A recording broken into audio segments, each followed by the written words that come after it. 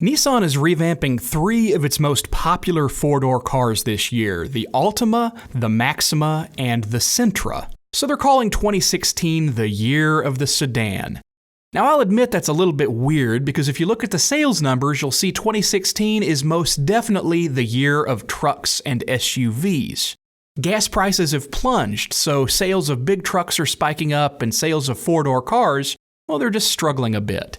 If you've got more of a long-term view and you want to find a good bargain, you might want to take a look at the new Sentra I've been driving this week. No, it's not an all-new car, but it is revised enough to make it look a lot better, especially on the front end. It looks more like the new Maxima now. It's more distinctive and different.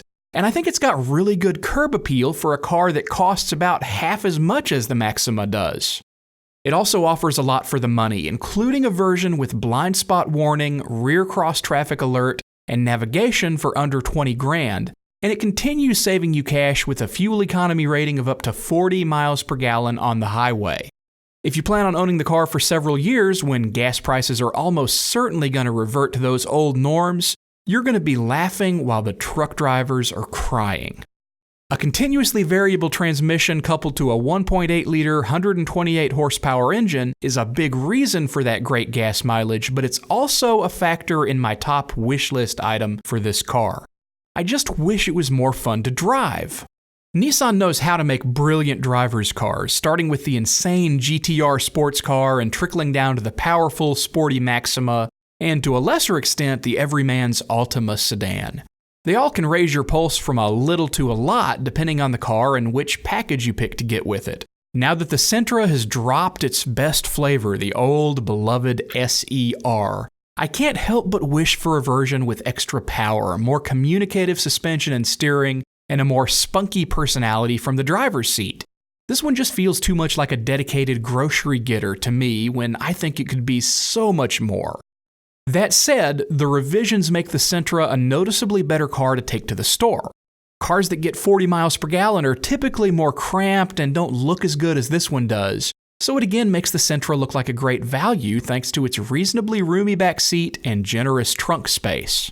The interior, while it's still not the best in class, it does get a nice improvement to its overall feel from a new steering wheel, a new 6-way power driver's seat with power lumbar support on the higher-end trim levels, and a new flat panel display with higher resolution than before. If you want to check a lot of the option boxes, you can get some cool technology in your Sentra.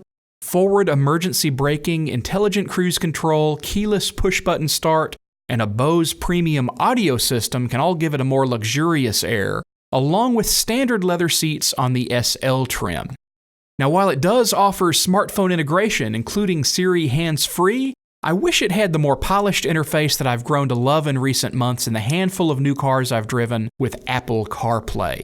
Pricing starts at $16,780 for the base S trim with a manual transmission, or $17,630 with the CVT automatic.